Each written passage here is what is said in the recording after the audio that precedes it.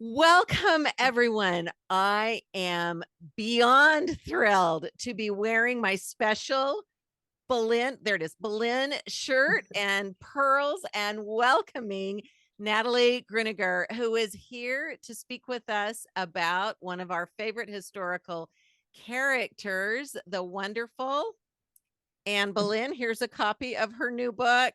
And here's my Kindle copy of her new. Yes, I am a little obsessed. In fact, you can probably see all the tags. I thought about taking them out, and then I thought, oh, well, you might as well know. I'm just marking. It's almost every page.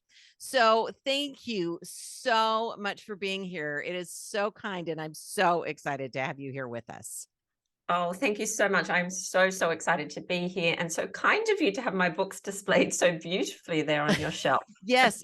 And one of the others, not all, and I didn't want to flip back and forth in my Kindle, but here we also have In the Footsteps of the Six Wives with Natalie, and also the amazing Sarah Morris. So, absolutely, you can just lose yourself in these books, and it's so exciting. And so I just want to jump right in. One of the things that Natalie's agreed to do that I'm thrilled about is read to us. See, I love her words, her books, her voice.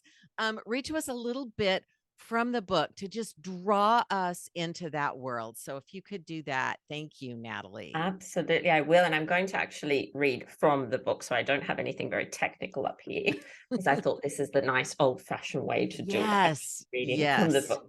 So I'm going to read, I thought I'd read the prologue, because I think it's a good place to start and to get us into the mood and into the context of what we're going to be discussing. So it's not too long, so hopefully you'll enjoy this.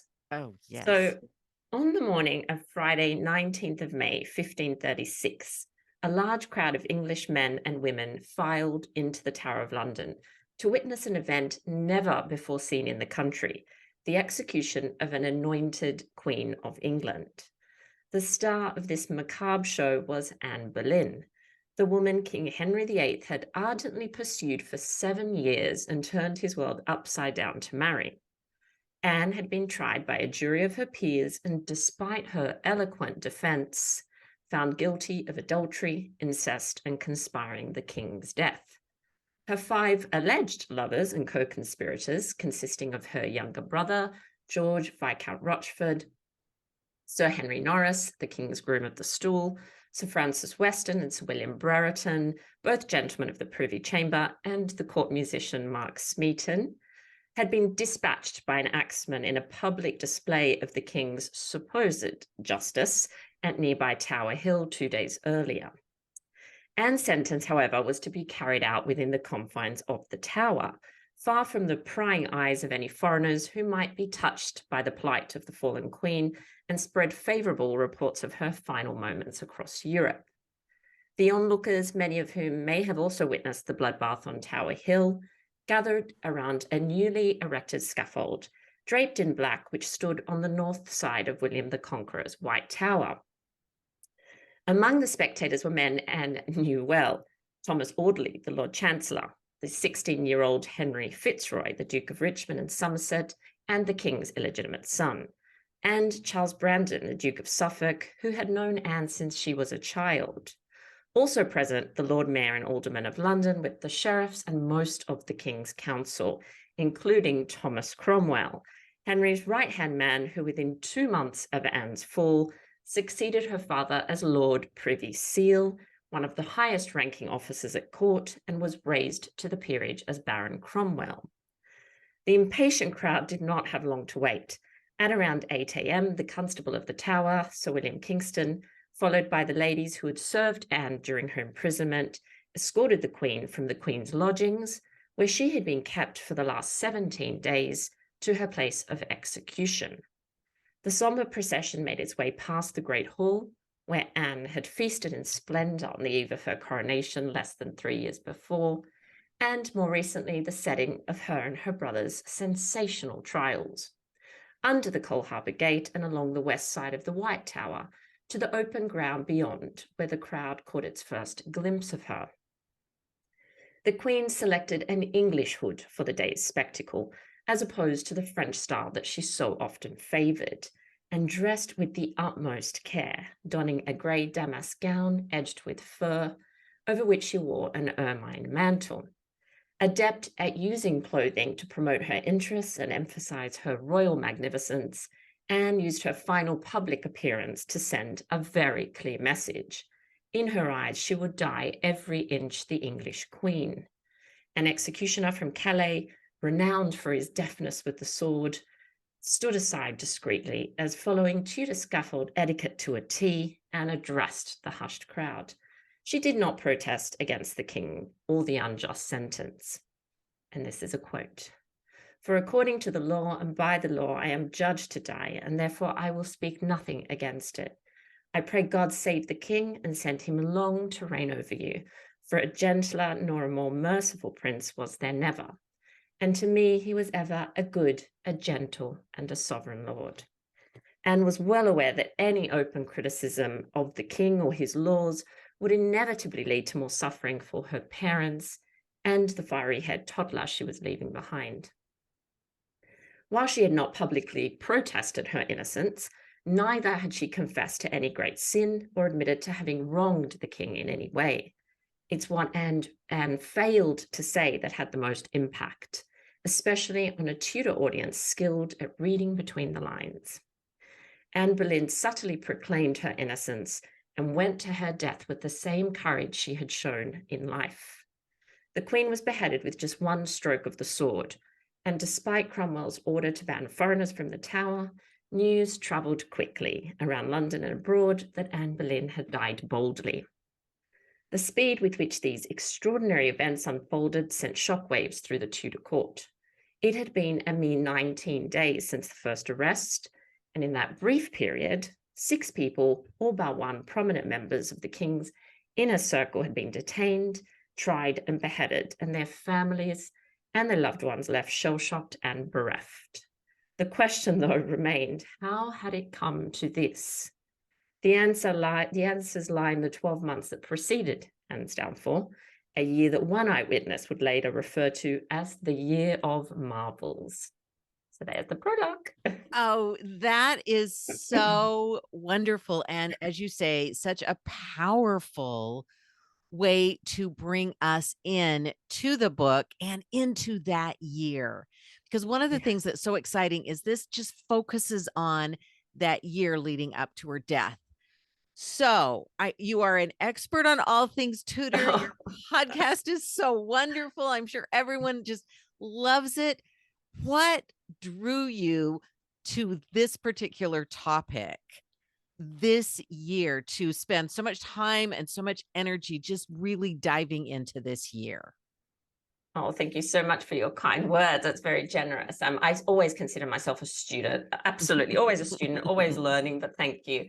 Um, I I have been interested in the Tudors for quite some time now, and it's always been Anne Boleyn for me. It's an interesting thing. I love the whole period, but I feel most at home in her reign, and definitely most at home in the reign of Henry VIII, but where she's involved, absolutely.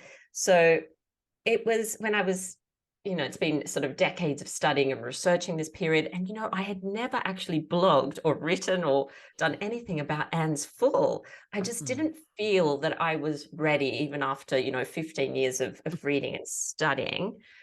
So there came a point where I thought, well, I think I need to dive in. I think I need to join this discussion. But what I really wanted to do was to look at these events within their social and their political context. Right. I felt that what we've had before, which are, fantastic works that we've had previously, have always sort of focused on those last few months when they're trying to decipher what happened, why did she have to die? And I think in order to get a really good understanding, and it's a very complex situation, but to have the best possible chance at trying to understand what they were thinking, what they were feeling, we need to broaden our view, and we need to look at the previous year, in particular 1535, but even, Right. got some things going on in 1534 as well. And things start to make a little bit more sense. They're still completely shocking and brutal, but I think we Right. do get a better understanding of what actually happened.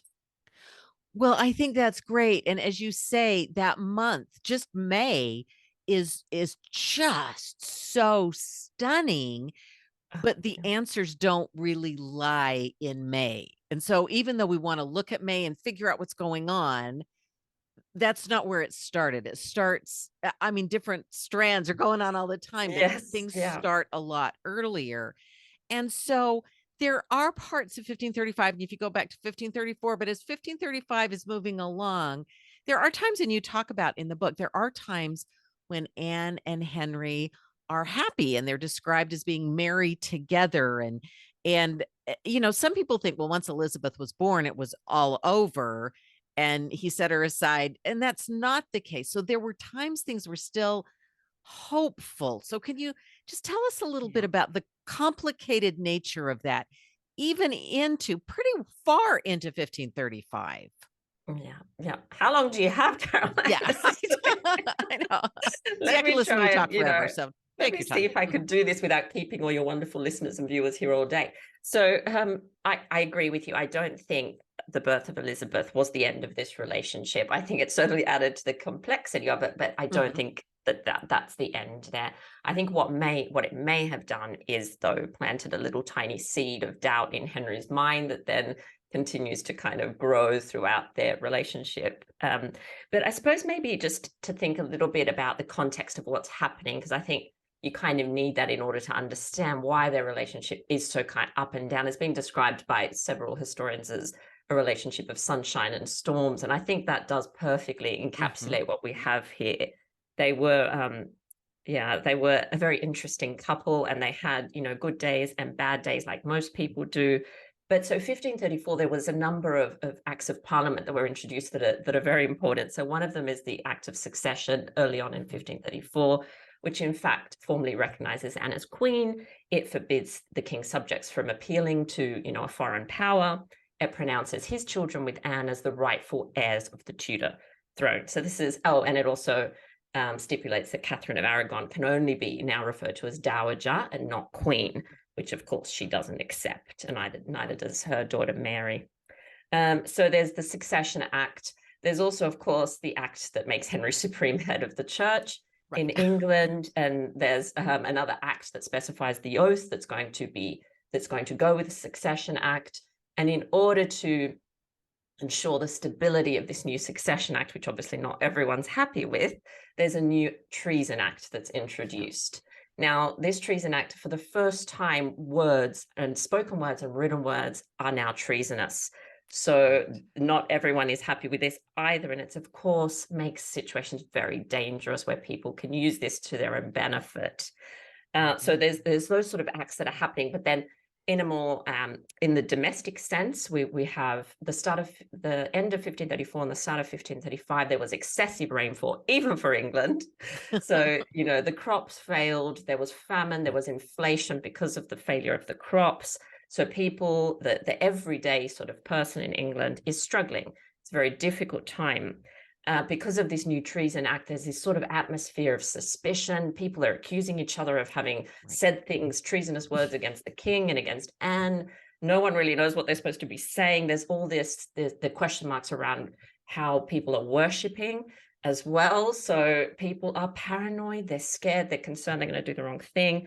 There's also quite a real possibility of an invasion from the Catholic monarchs of Europe. Mhm. Although I have to say, at this point, Charles V is very much his mind sort of taken with the great naval battle that he's currently fighting against the Ottoman emperor. So yeah, so he's kind of taken up with that. But still, I think there's a sense that this could happen. That Could what happen. if France and Spain joined forces? What would Mhm. become of England? So there's all these things going on in the background, and so it's a huge amount of pressure on this marriage, a huge amount of pressure on this Right. marriage. Right. In 1535, though, we do, as you say, we see some really wonderful moments. We see a renewed sense of intimacy. Unfortunately, in 1534, Anne, I think, has a stillbirth, a baby. Some people refer to it as a miscarriage, but it was very late on in the pregnancy. Mhm. So this has caused a lot of stress as well on their relationship. That's in 1534. Her sister, Mary, has arrived at court very visibly pregnant, has not asked Anne's permission to marry the man that she's married. So she is sent away from court. So there's sort of family issues going on as well that are causing a lot of stress and pressure.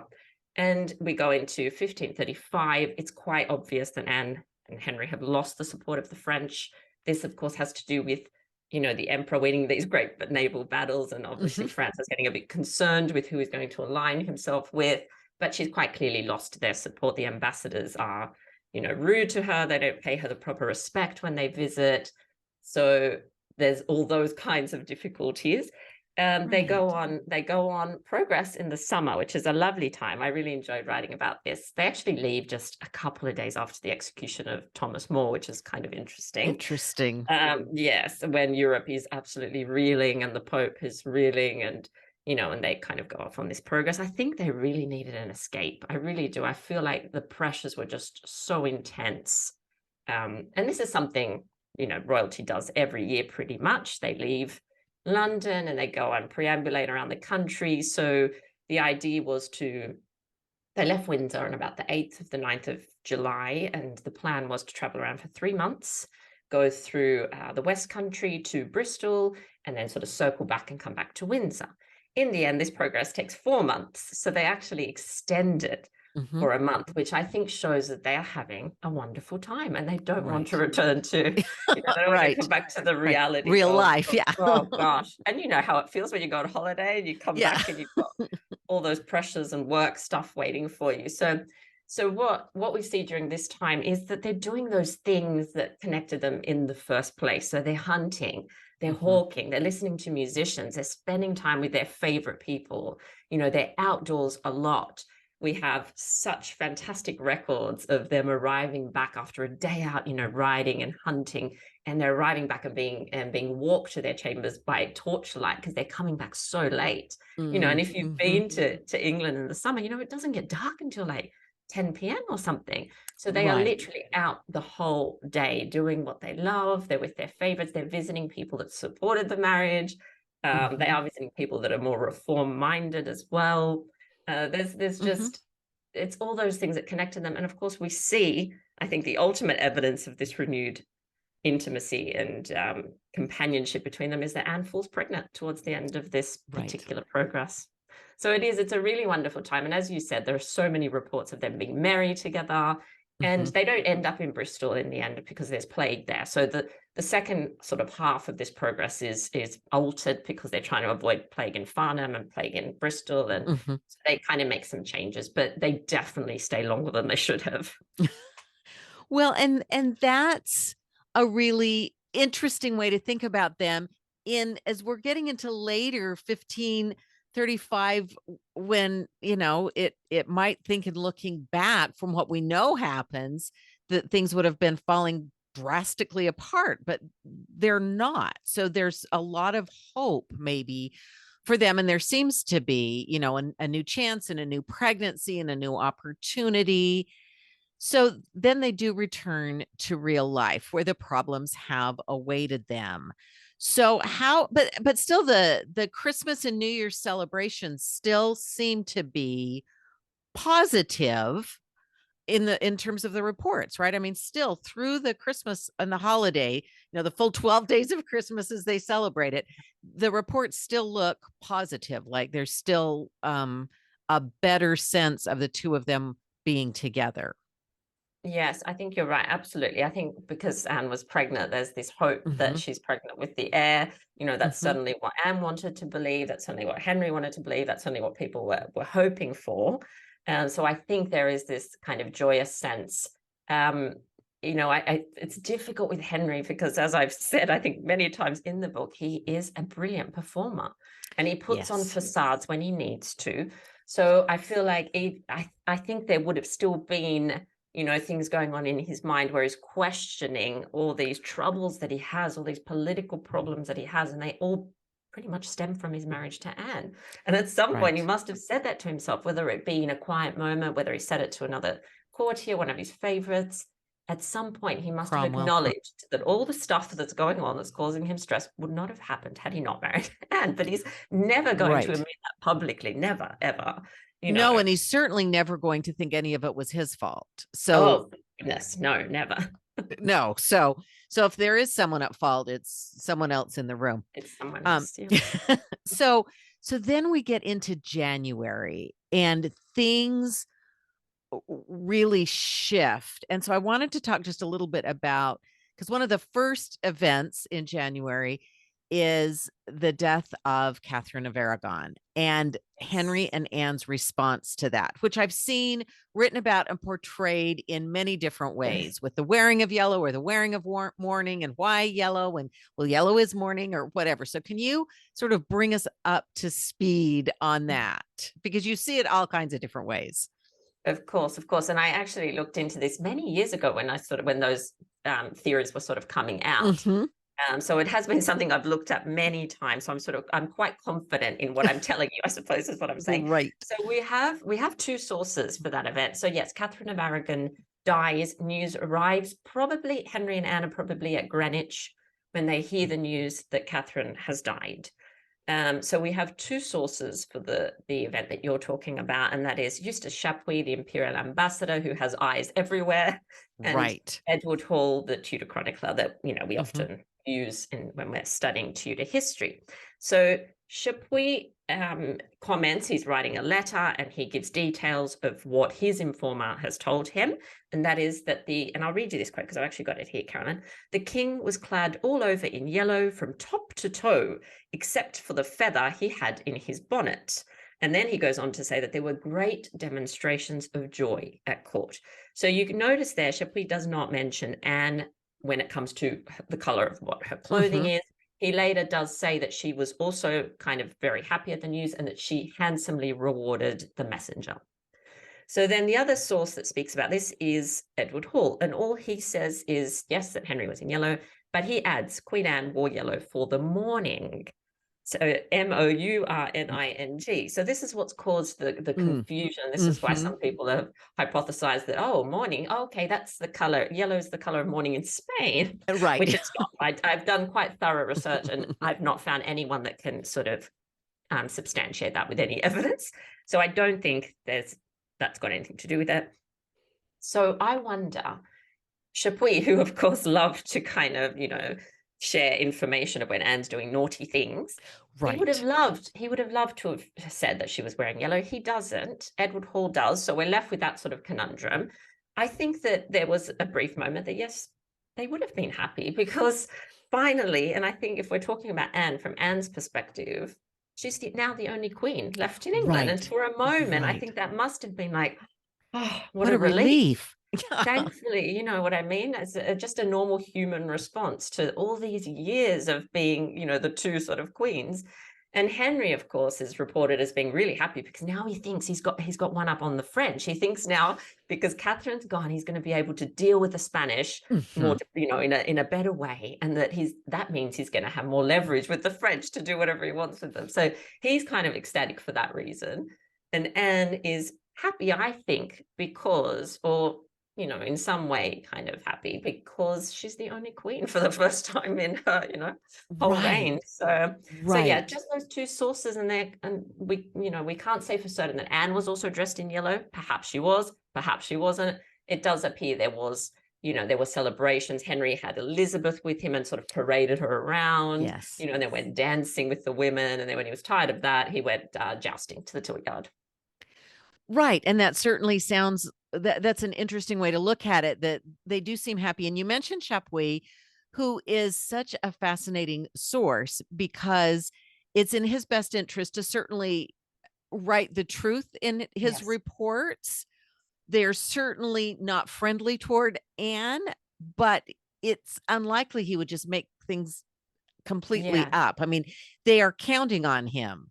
The foreign courts Oh, are counting on him to report the truth, as slanted against Anne as it might be. So you're right. He would have loved to say she was in yellow if his sources had said so, or that she was the only one in yellow and she was out of touch or whatever.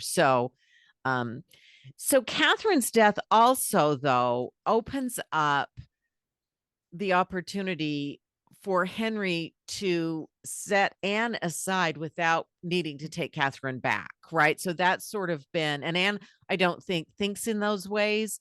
And probably we wouldn't either if things hadn't turned out the way they did. I mean, a lot of our thinking about it, of course, comes knowing the end, but it also opens a door, which I don't think they really knew at the time. So you mentioned Henry, after dancing for a while, goes off to the tilt yard because that is his great passion. And that is the next thing that happens that month that really changes things is this jousting accident. And for him, it's more than just like a sports injury. For him, it is life changing. And how did that play out? And do you think he realized how serious the accident was? Because at the moment, Elizabeth's his only heir, and he doesn't think that's a real heir, right? That's not a real solution. So talk to us a little bit about that accident and how serious it was and how important it was to him. Yes, this is such a fascinating thing. This is just a topic that I think we could discuss for quite a long time because I don't think it's been given the focus really, or we've seen the far-reaching effects that it had, up until sort of recently. So 24th of January, this is a big month. January 1536, there's just a lot going on A at lot. court. We've already had the death of Catherine of Aragon, and now 24th of January, Henry is it seems what the evidence seems to point to, and I need to also mention Emma Levitt, the work of Emma Levitt, if anyone wants to go into this in more detail. She's done some great things around this idea of jousting jealousy. Yeah, I love that. So according to her research, and she's gone through all the records, there was no tournament at Greenwich in January 1536, so no official tournament, which means it's more than likely that Henry was training when this accident occurred. So this is important for a number of reasons. So he's training, which means that would explain why Anne is not there watching, because the news gets brought to her. So that kind of explains that, because otherwise it's strange. Why was she It's not there? strange that she wouldn't be there. Yeah. So, he's training, and so Henry is just so preoccupied with this idea of honor and his masculinity. And this is one way when he's not off at war, because he's not often going to war, is he? This is a way that he can display his vigor and prove his sort of manhood and his masculinity in a public arena is on the jousting, the jousting tilt yard. So he spends a lot of time training for these things, and he's been doing it since he was a child. And he's, generally thought to have been quite good at it, I think. Right. Very athletic early on. Yeah. Very athletic. He does all the sports, everything. So he loves it as well. This is so inextricably linked with his identity as a king. It's almost impossible to kind of separate these two things, So he's out there training, and Emma Levitt suggests he's in fact training for the May Day joust, which is in itself very interesting. Oh, so that's the joust that occurs on the 1st of May, 1536. Okay.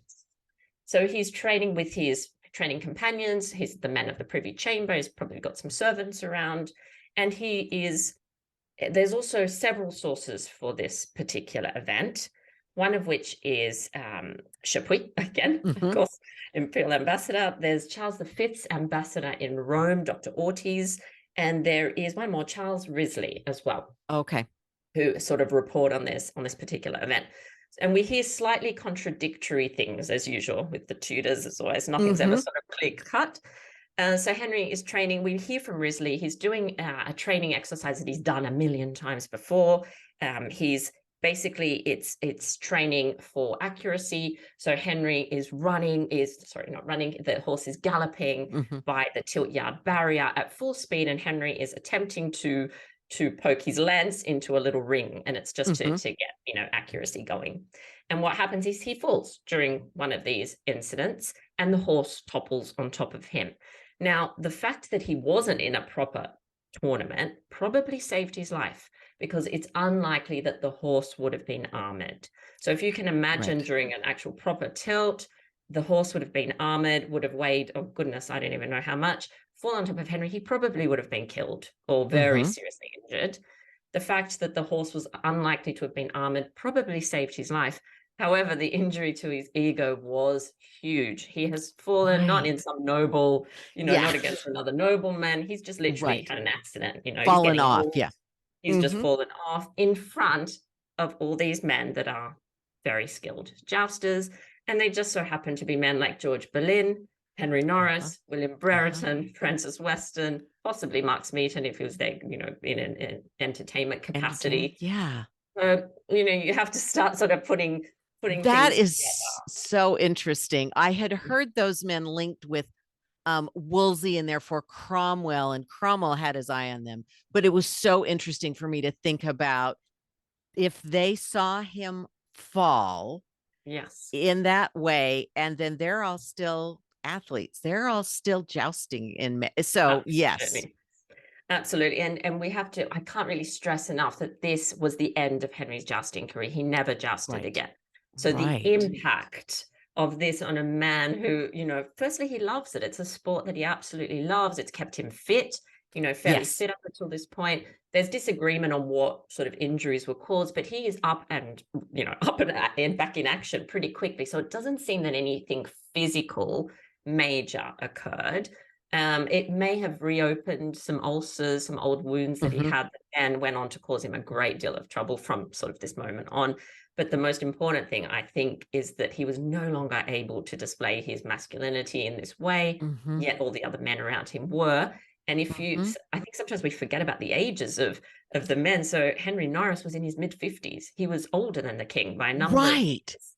And he's still out there jousting. William Brereton was also around the same age as the king. So they weren't, that Smeaton and Weston were in their 20s and George Boleyn early 30s, but Norris and Brereton were older than Henry and they were still out Mhm. there doing what they loved. Thomas Boleyn, you know. Right. So this caused a lot of issues for Henry, definitely. Right. And it is this moment where that was so important to him. That was such a part of his identity and the way he celebrated and the way he presented himself. The Tudors were so focused on how they presented themselves as these great monarchs. And this was a big way for Henry to present Yeah, himself. So for that to absolutely. be ripped away from him in this Yes. dramatic, public, embarrassing Yeah. way. Yes, and it's also, as you said, it was another reminder of his mortality and the fact Mhm. that he's only got Elizabeth, which of course we know what she went on to Yes, become, but right, for right. him, this was just not even a thought that he was going to accept that No. she could rule in her own right. So I think again, that little Mhm. seed that had been kind of germinating throughout Yeah. really does sprout big time at this point, where Right. he's concerned about all these things, and he's embarrassed. And really, an injured Henry is the most dangerous of all. So Yes, it's yeah, like when you corner an animal that's yeah, that you just never know what they're going to do. And this focus on also he hasn't had a son and his counterparts slash competitors in Europe like Francis the First and Charles the Fifth are having sons. And yes, so he so desperately wants to show his power and his manliness in this way that they are, and he can't. First, because not having a son, and now he can't joust anymore. So this must have been just a really important changing moment for him. yes, I really do think this shifts the story and the trajectory of the story. And we see him become increasingly jealous of those other men that of course also surround Anne. One of them's her own Yes. brother, but the other men Yes. that are often, the men from the Privy Chamber interacted with the women of Anne's household. That was very common, and that was done Right. in all kind of reigns. However, now it takes on this more sort of sinister tone, I Yes. suppose you could say. Right. Because of his way of looking at them has changed. And then, in the worst timing possible, Mm. that hope for a son to, had there been a healthy baby boy, living with the jousting might have been easier, but he also, in just a few days, loses that possibility with Anne as she has another stillbirth. And in this case, according to the reports, she was far enough along to know it was a boy. Does that seem, I mean, I hear that a lot. Does that seem right to you? Yeah, it's such a heart-wrenching event, and it was very difficult to write about and to research. But I did want to know if that was a possibility. And yes, after speaking to a number of of women, I think that is correct. Absolutely Okay. correct. That she would have been able to tell if, because I think there are varying accounts again, but she was probably around 4 months, along in her pregnancy, about 14 to 16 weeks or something like that. So, and it does appear that, yes, you can tell the sex of the baby. All right. So the two of them have this loss, but this does seem to be the beginning of a more deep fracture between them because they don't come together with the loss. So we had seen them coming together in 1535 and on the progress and maybe even through the holidays. But at this point, probably as Henry is still recovering, at least mentally, emotionally, from Yeah. the jousting, then the loss of this child was just devastating to him and to Anne. So, what kind of, uh, what level of finality or how significant is that as this sort of propels into the next few months? Yes, it's always so difficult to assess because, like I say, Henry puts up this facade. He does Right. for the moment. There are accounts of him kind of lashing out at her and saying that he sees that God will not grant her any sons with Anne. And we have accounts of Anne being so incredibly courageous and just strong, and instead of going into this world of grief that I imagine she was feeling, she's consoling her ladies that are devastated for her because they are Right. loyal to Anne by now. They've been with her for a long time, and they've Yes. seen the heartache that she's endured, and I think that has brought them all quite close together. And so the reports we have is of her consoling her ladies and saying it's okay, we can try again, type thing. But Henry is of another mind, and he's kind of saying no. Well, he thinks that this is God's way of telling him that he's again, made a Hmm. mistake, basically. Although he's not admitting it in those terms. So they Not in do those, have right. a time where they're separated. Henry goes off to do, business of state and whatnot. Anne's left behind.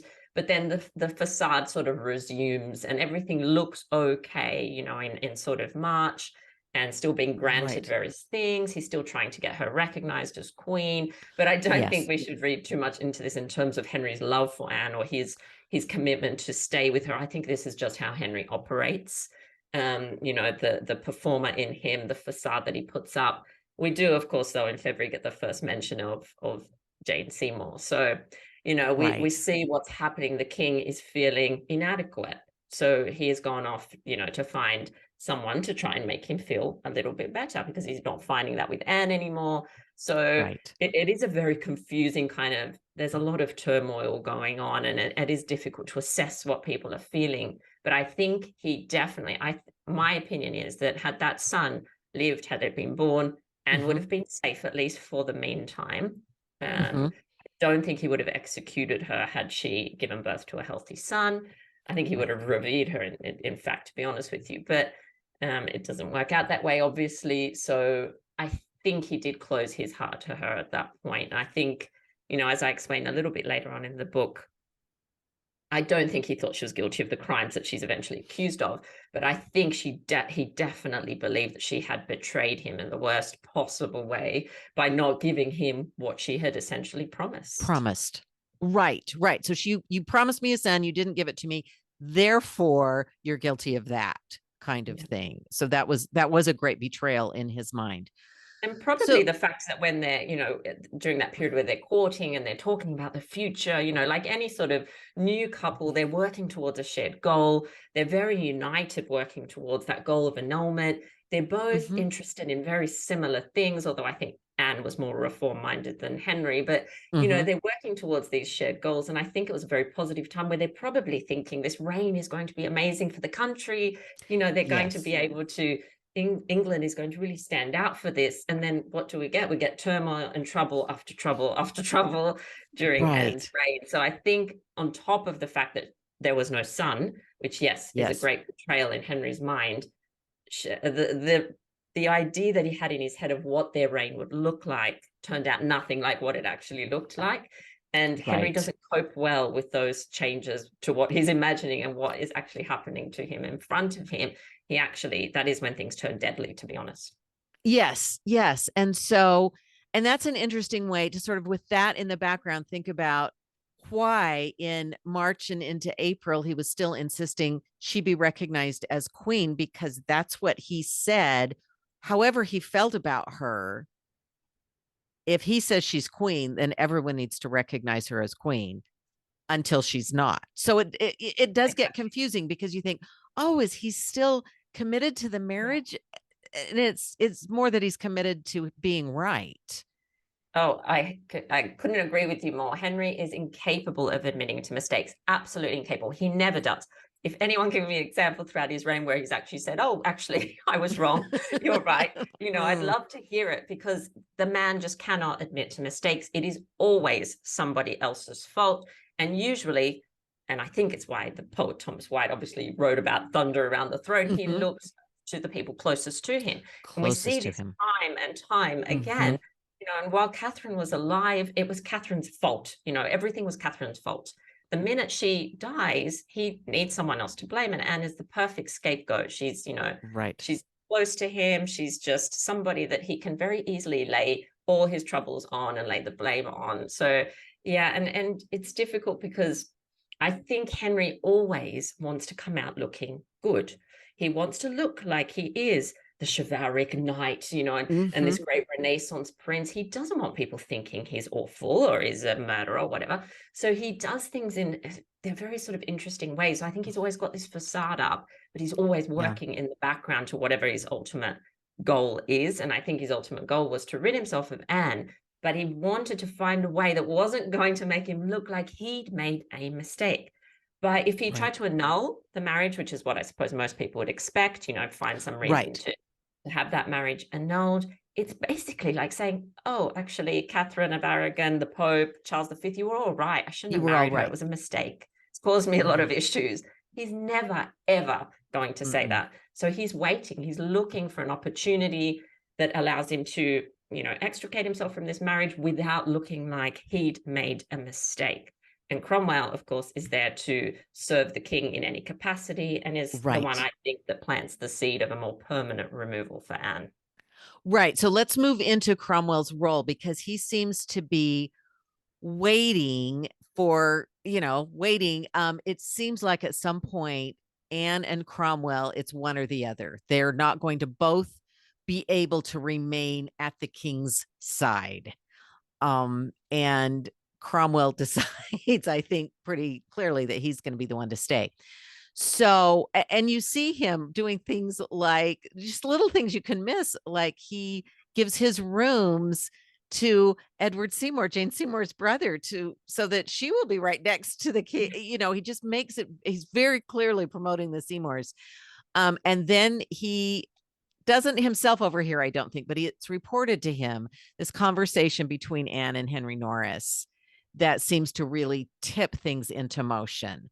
So can you talk to us about that? Because it seems like courtly love gone wrong. It seems like Anne spoke foolishly, which is surprising for her, but you can understand what desperate straits she was in and how much pressure she was under, and sort of took courtly love too far.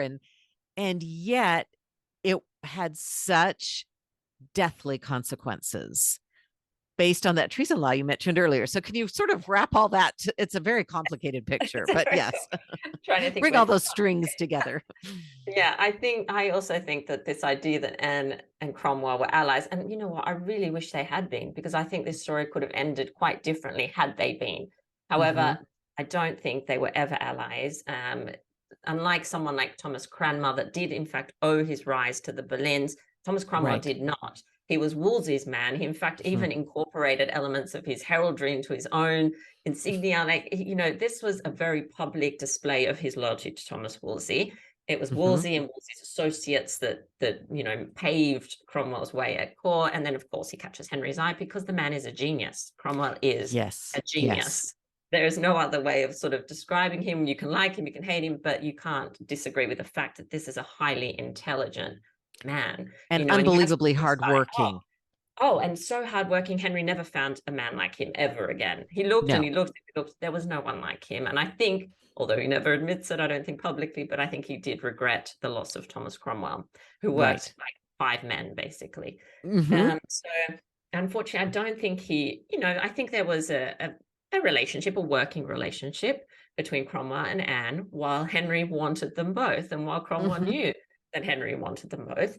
I think the moment, and it's his job, Cromwell's job as the king's right-hand man, to know what Henry wants, even perhaps without Henry saying anything, just hinting at things, to know the king's will. He writes that over and over again in his little notes that he keeps, his little like to-do list, to know the king's will on this matter, or to know the king's will on, So that is his job. That's what he's brilliant at. So he knows what Henry wants, and he's looking for a way to get his master out of this without making him look bad.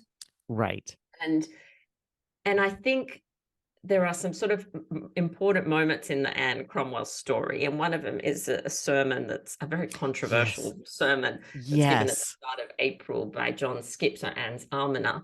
And it's a bit of it, it's not all clear cut, because there are several drafts of this sermon that survive. And so it's possible that the one that we focus on perhaps was not the one delivered. There's all these sorts of questions that we need to acknowledge. But however, I think it is in keeping, firstly, with Anne's character, with what we know of her personality, and it does seem to fit the story. So basically, in this sermon given by Anne's almoner in front of king and court and Cromwell and everyone, John Skipp makes comparisons, shall we say, between Thomas Cromwell and the biblical traitor Haman. So this is an incredible attack on Cromwell. Basically, just very quickly, it's the story of Esther and King Ahasuerus. So basically, this wicked minister has tricked the king into he's hoping to have the king execute all his Jewish subjects, and he even offers him money in order to do it. And in the end, the very good queen, the wise Queen Esther, steps in and kind of, makes the king see reason. And then Haman is executed for his treason. So this is the story that is brought before king and court, and everyone knows exactly what's going on here. The good king is, of course, Henry. The wicked minister is Cromwell. The poor Jewish people are the clergy, and this massacre is the destruction of the monasteries. This is what's been commented on, and the fact that Haman is executed in this story. Yes, this is powerful stuff. This is basically a death threat. This is Anne saying that she's bringing this to Cromwell. That's it. That it's all on after this, and I think this is when this idea about a more permanent removal comes into play. And there's another very important event which takes place only a couple of weeks after, when Eustace Chapuis actually visits court. I think it's the 18th of April. Yeah. And things go not the way Cromwell wants them. He, in fact, is basically given a very public and embarrassing dressing down by Henry in front of like Seymour brothers and all other people. And he's negotiations that he's been dealing with Chapuis for an imperial alliance for months and months, that the king is known for and has been completely aware of. He kind of turns his back on and just sort of says, I have no idea what you're talking about, and makes all these ridiculous demands of Charles V, which, everyone knows he's not going to do. So Cromwell leaves court that day and he's absolutely shaking. He goes back to his home and he speaks to Chapuis, and he basically has lost. I think what happened to Cromwell that day is that he realized he couldn't rely on Henry to protect him against Anne. That he's too fickle. Like, he realizes that Henry's promises are probably worth not very much.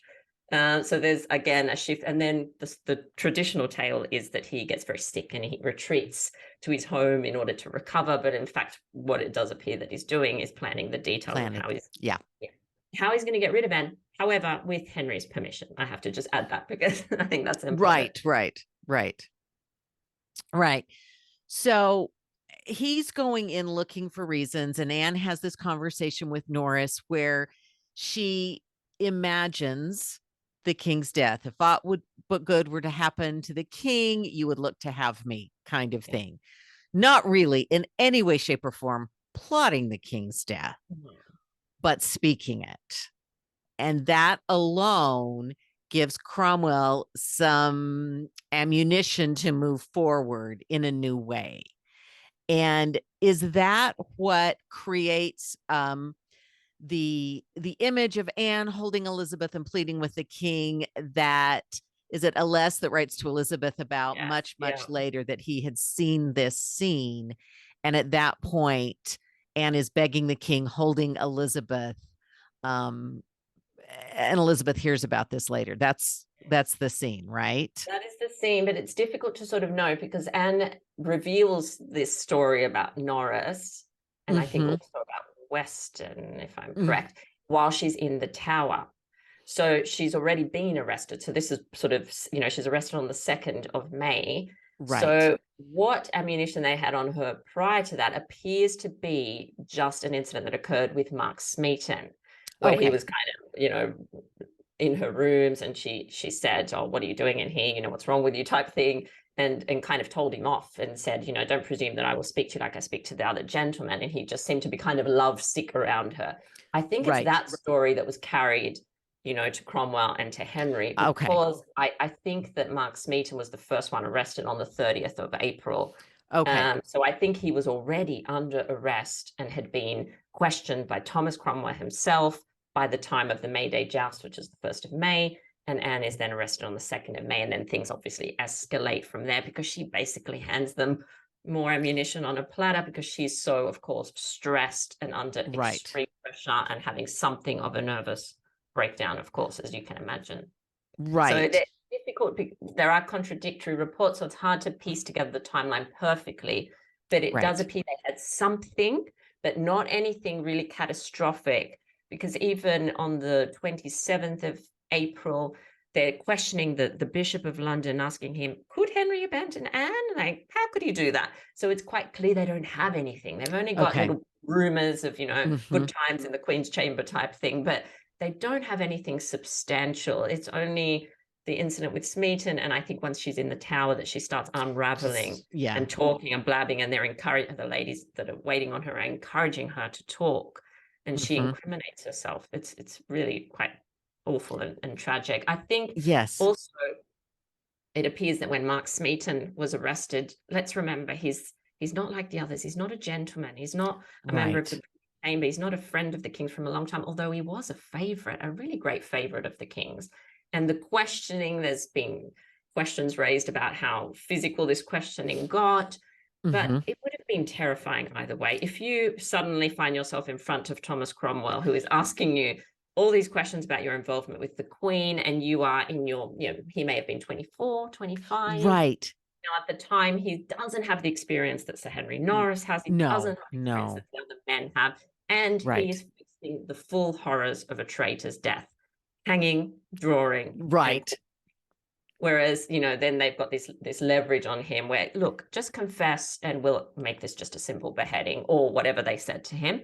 So Right. he's the only one that confesses to having had sort of carnal knowledge of the Queen, as they call it. Right. Right. And it's so interesting that the moment when Henry and Anne on May Day sitting together, and then he leaves. So it's at the joust, which is reminds us of the jousting jealousy you mentioned earlier. So he can no longer joust. And if he was preparing for that May Day joust, there it is. And he's not participating. And these other men are participating. And it just unravels so quickly from then Yeah. on. But the fact that it happened at a joust and that's when he walks away from Anne and never sees her again is really haunting, given his accident and given that sense of himself that he had. Well, So, when I came to this, I felt like, those moments where you feel like something is going on here, I mm-hmm, really do believe that this was perfectly curated by Henry. He had mm-hmm, planned this to make this his exit. This was going to be his stage. He's a performer. He doesn't do things quietly. He's never, no, exited a room quietly or entered a room quietly. This is right, a big moment, and he's going to show his subjects that even though he's not jousting, he's not participating in the joust, and what a coincidence that every man that watched him fall is in the joust, mm-hmm, he's mm-hmm, going to allow them this sort of triumphant moment one more time. He's put them up on a pedestal only so that fall is going to be harder. that's That is right, really what I think the evidence shows, that he is showing everyone that he has every single person in the palm of his hand, and he can raise yes, you, but he can also crush you, within a moment. And I think this is perfectly planned. This is what he wants. He wants to exit at this point. mm-hmm, He wants to raise them one more time, just so that fall that they're all about to fall dramatically is going to be all the right, more painful and all the more dramatic, and send a very, very clear message to to his subjects, and that is that he's still very much in charge. That's right. And within just those 19 days, these men who were sort of stars in a way, a little way in that joust, They were, were absolutely. gone. You know, this queen he had moved heaven and earth for, gone. You know, there is no greater way to show that power of his than to be so public about it and have everyone watch him stand up and walk out of that joust. And without him, all those people crumbled. So because of him, right? So Yes, yeah. very, very interesting. So let's just mention the swordsman that he Oh, yes. orders, because I think that is another thing I hear people debate about. I've heard it put down to the king was generous in the end. I have a lot of trouble believing it came from generosity. Sorry that I laughed. Yeah. Yes, I know. Ugh. But I mean, you mentioned that some of the people who saw her execution may have seen, and in your words, the bloodbath of the day before. And I think that's it. I think he didn't want any kind of botched execute. This was the first queen to be executed. It had to be elegant in a way. I mean, it had to be perfect. There was no room for error. And I think that's why he wanted the swordsman. So tell me what you think, because it just seems to me he was orchestrating it. It was a No. show to him in many, many ways. Again, he orchestrated every single detail of Anne's execution and of the execution of the men who were sadly and tragically executed alongside her, which would have been an incredible bloodbath. It was not. Anne was given the privilege, if you can call it that, of a private execution, which means it took place within the precincts of the tower, whereas the other men were all executed on Tower Hill. So very public, thousands of people. And it must have been absolutely horrific, especially for Mark Smeaton, which being the one of the lower status, was the last Last. to be executed. So George Boleyn first, because he's obviously higher status, brother of the Queen. Mark Smeaton last. So if you can just for a moment imagine the sight that must have been in front of him when it was his turn to put his head on the block. They were executed by an axe, with an axe, I should say. This is never a good way to go. Even for a very skilled axeman, it takes several blows, and in fact, Right. usually requires the executioner to pull a knife out at the end to do the sort of finish the job.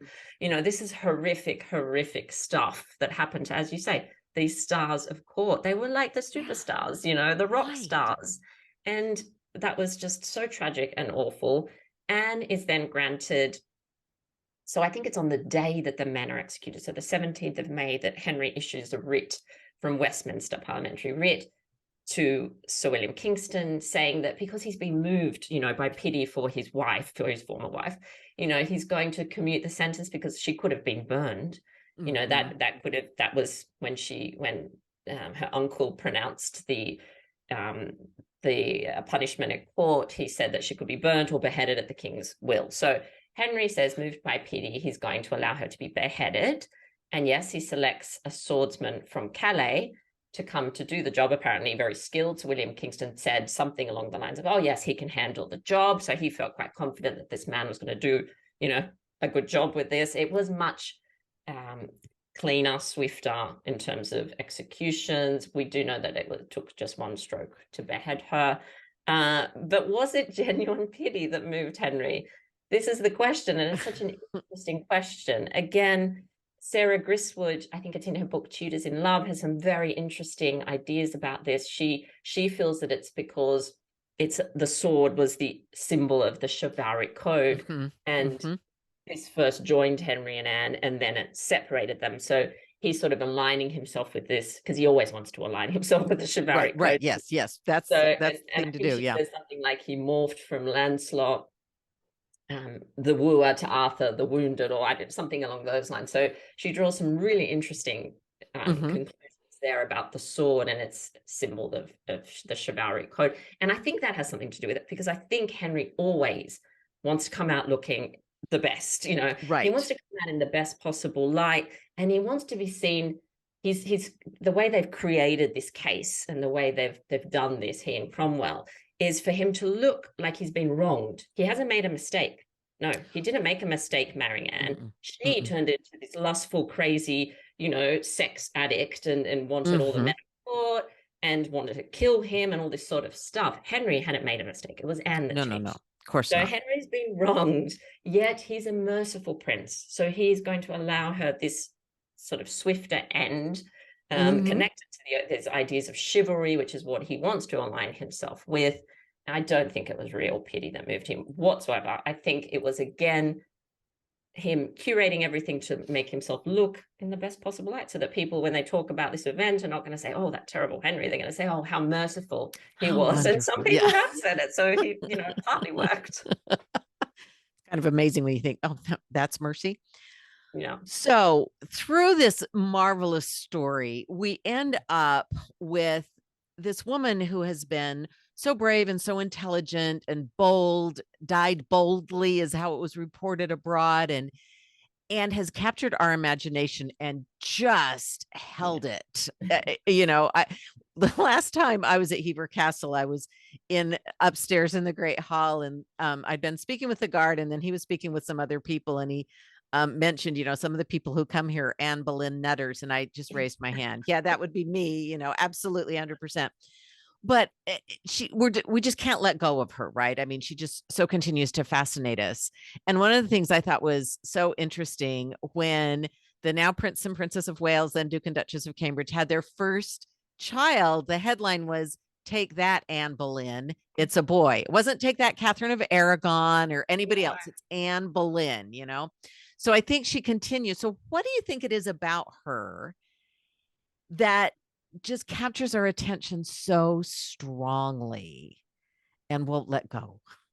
It's a huge question. You'd think I'd have a very well-rehearsed answer to this by now, but I actually don't, because my thoughts sort of keep evolving on it, and I like to kind of think about it on the spot. I think there's a few different reasons why she still captures our attention the way she does. I think one of those reasons is that it is just an extraordinary story. Full stop. Like, I think we make sense of our lives through story, through telling stories, and I think this story is really unbelievable. If you didn't have the sources to kind of confirm that it in fact happened, you'd be questioning whether this is a complete fictional account, because it is an extraordinary story. It's perhaps not the rise, the rags to riches story that has been painted, because Anne was certainly never in rags. However, it's still a meteoric rise to power. It's still got every element of, all the soaps that we love to watch and all that sort of thing. It is just a captivating story. And I think the contrast between the 7 years of battling to marry her and then having her executed after, not even 3 years, is quite, there's something a little bit macabre that people love about that. It's that, there's that element that I just think the story is incredible. But I think there's also this element of kind of mystery. There's so much about Anne that we don't know. Even when was she born? We can have a debate just about that. How did she spend her time in France? What's the evidence to suggest she was in France? We know she was there, but all these things. How did she? What were her 3 years serving Catherine of Aragon like? What was their relationship? Right? There's so much that we don't know. So I think this element of the unknown and mystery keeps us kind of going back to see if we can solve it. And then I think, because of the fact that there's so much we don't know, she is very much open to interpretation. Yeah. And I think that the fact that she is open to interpretation means that people connect with her on lots of different levels. I think it's hard to sort of pinpoint why you have an affinity with a person. Even now, you might meet someone and feel like you're very connected to them. I think it's the same with historical characters. Sometimes you come across someone and you just feel an affinity with them, which I think happens a lot with Anne, because people connect to different parts of her story. Some people like, and she's been obviously labeled so many times, and she's been reassessed, and she's been kind of recreated by every century and every generation. So some people like the fact that she's a bit of a seductress. Others really enjoy the fact that she's a bit like a feminist, or, maybe a bit fun. So we're connecting on all different levels with her. And I think that's what makes her so kind of far-reaching. And you're right, there's just an insatiable appetite for Anne and all things Anne Boleyn. And I'm delighted by that. So I really Well, fortunately for us, you continue to explore and then to share all of your research. So thank you again. Now, can you tell us what you're working on now and how we can follow you. And of course, I'll put all these links in the show notes. Oh, of course, thank you. If you're not tired of hearing me talk about Anne Oh, Boleyn no. yet, I do have my own podcast, so Talking Yes, to, yes. which everyone is welcome to come and listen to. Not just about Anne, it's about the whole Tudor period, and there's almost 200 episodes there, free episodes for everyone to enjoy. And So they're that keeps wonderful. me, So oh, yes, thank you. That absolutely. keeps me very, very busy, of course. I'm also this year very exciting. The first year that I put on a year-long course. So it's called 365 Days with Anne Boleyn. So we're about a third of the way through that with a wonderful group of people. And we're just doing a very deep dive into Anne's life, literally lasting the whole year. So Wonderful. and so that is probably my other main job at the moment, working on that. I have some other ideas for some future projects, which I can't quite reveal just yet, but I'm always looking to obviously expand my knowledge of Anne and the Tudor period and make, the most sort of give the most up-to-date information coming out of the kind of academic world in a way that we can all access and enjoy. Right. I'm very passionate about bringing history to everybody, regardless of what you do, of your level of education. I think it's important that we all have access to these wonderful sources and to Mm-hmm. as accurate information as we can. It's, a lot of Right. it is debatable, but that is definitely my passion of bringing communities together. And it's why, I have several social media accounts. So yeah, Mm-hmm. social media, basically the usual: Twitter, Instagram, which I quite like. Instagram, it's probably my favorite at the moment. So you'll find me quite active there. It's the Great. most happy 78. Talking Tudors is also on Instagram. And Mm-hmm. then there's Facebook, of course. So I'm kind of everywhere. So yeah. So you'll just, if you do a bit of a Google, you'll find, but I'll send you some links. Yes, and I will have those. So, and please do follow Natalie and all that she's doing because it is always a treat. I love reading and then listening, and so it's great. And these books she's got, and especially this side, the new one on Anne Boleyn. I was so excited. I've been waiting and waiting, so I was so excited You're so to kind. get it, and I cannot thank you enough. I've been looking forward to this for so long. So thank you, and I know, and I just want to thank you also. You had a wonderful trip to the UK not long ago. And thank you for sharing so many pictures and videos of your trip because I could almost feel like I was there with you. So Oh, you're very welcome. Thank you for following along. Yeah, I do love, sharing photos because I know some people are not able to be there at the moment. And it's Mhm. nice, I think, to be able just to see some little videos and see the things that we're talking about. I've also Right. just joined recently TikTok, everyone. So if you are a TikToker Oh, and you'd like okay. to, and I've been posting, yeah, lots of little videos on there. And sometimes I try not to post the same content that I post on Insta all the time. Okay. So, worth jumping on there if you're on there. It's a bit of fun. It's a whole different world. I think I'm a bit too old for it, but it's fine. Well, so that's good. That's good you told me because I've not yet taken that foray into TikToks, but I think join. I will It's put a that. bit of fun. I think it's a bit of fun, and I know it's a great way of connecting with the younger generations who are loving the Tudors, and it's Okay. and there's a lot of the well known and the favorite Tudor historians on there, so it's fun. All right. Well, I'll have that link as well for you. But thank you so much on behalf of all of us. And especially thank you from me. This has been such a delight. And I will, again, I'll have all those links. If you don't have the book yet, everyone, just what are you waiting for? Get it now and listen to Natalie on the podcast and all the social media. It's just always a delight. So thank you so much for joining us. Thank you so much. It's been an absolute pleasure.